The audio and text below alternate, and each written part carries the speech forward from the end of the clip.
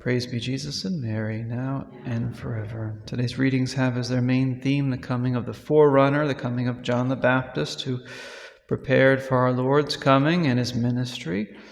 So it's an appropriate theme for the next to last day of Advent when we prepare for Christ's coming at Christmas. A secondary theme that we see in the first reading is the idea of purification. That's when the Messiah comes. One of his main missions will be to purify God's people, beginning with the religious leaders, identified as the sons of Levi in Malachi 3, verse 3. The Levites were the clerical tribe in Israel. They were entrusted with all the matters related to worship and religious instruction, and they had become negligent and sinful. Just as politics is downstream from culture, so too the spiritual state of God's people is usually downstream from his priests. If the priests, who are God's mediators, his go-betweens between him and the people, if God's priests are sinful, sacrilegious, self-centered, worldly, unbalanced spiritually, we shouldn't expect much better from the flock. The priests are responsible for the religious decline of the people, so purification has to start with them. So the Lord promises in the first reading that the Messiah will purify his priests, and then through them, he will also purify his people. Why does God purify them? Why does he purify us? He says in Malachi 3:3, so that the priests, and we can add the faithful as well, can bring offerings to the Lord in righteousness. The offering in righteousness that God's priests bring to him in this period of the church is the Holy Eucharist. The offering of righteousness of the people is their life offered in union with the Holy Eucharist. So why does God purify us?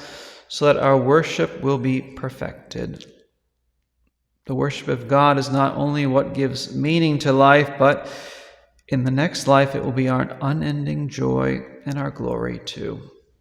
So if Sunday is not a day of worship for you, if Sunday is just like every other day in the week, then none of the days of the week really have meaning, actually.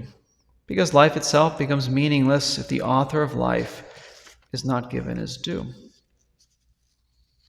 Conversion is a process of purification. The Lord works to purify us, first of all, from all mortal sin, from all serious sin.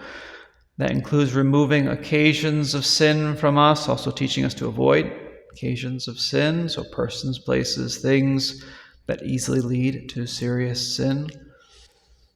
Then the Lord works to purify us of all deliberate venial sin, all those small sins that we willfully choose to do.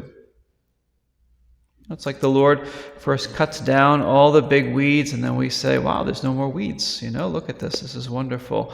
But, the roots are still there. The 7 vices, so pride, anger, sloth, envy, lust, gluttony, greed, covetousness. Those vices go dormant for a while after we've had a big conversion and have begun to live a faithful Catholic life, but later on they usually return because the roots weren't gone. The roots were still there.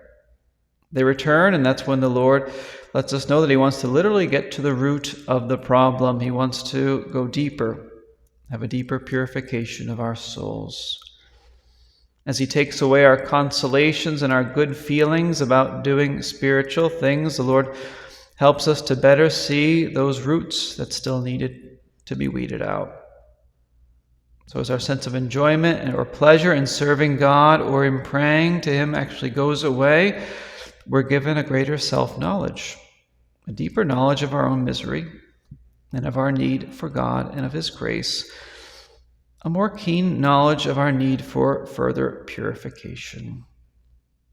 Also, the depriving us of consolations and good feelings is meant to help us not trust too much in ourselves, because we can see many of our miseries that are still within us.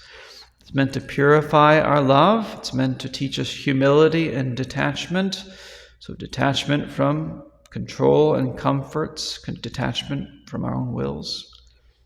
It forces us to either turn to the Lord and cling to him for help in a spirit of faith, or we end up turning away from him and giving up spiritually, or just maybe throwing ourselves back into worldly comforts and distractions. St. Therese wrote the following to her sister Celine. She said, "What a grace it is when in the morning we feel no courage, no strength to practice virtue. That is the moment to put the axe to the root of the tree. And what a profit at the end of the day, in one act of love, even unfelt love, all is repaired," she says.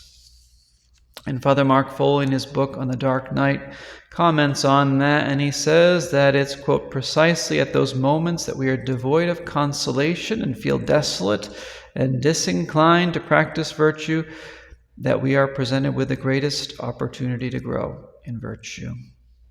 This is because our love arises from the will alone, devoid of affective support, what St. Therese calls unfelt love," he says. So it's a love that's rooted in action and in faith and in truth, not rooted in our feelings. The feelings come and go. Can't always live by them, make our choices by them. Not a wise thing to do. What do we hear in the first reading? We hear that, quote, "The Lord of hosts is like a refiner's fire or like a fuller's lyre. He will sit refining and purifying silver. He will purify the sons of Levi, refining them like gold or like silver, that they may offer due sacrifice to the Lord." Malachi 3, verses 2 and 3. Whereas St. Paul would say, he says, "I'm confident that the one who begun the good work in you," meaning your sanctification, your purification, he says, "I'm confident that he will bring it to completion at the day of Jesus Christ," Philippians 1:6. So we need to stay faithful and prayerful, especially when we don't feel like doing that. That's especially when we need to stay faithful and prayerful and vigilant and be careful about what we do, what we say, how we act, how we react. Lastly, what's the attitude that we need to have during these times of purification? It's an attitude, again, of trusting abandonment to the will of God, total surrender. As the antiphon on the Office of Readings on Tuesday, week 2 says, it says, "Surrender to God, and he will do everything for you."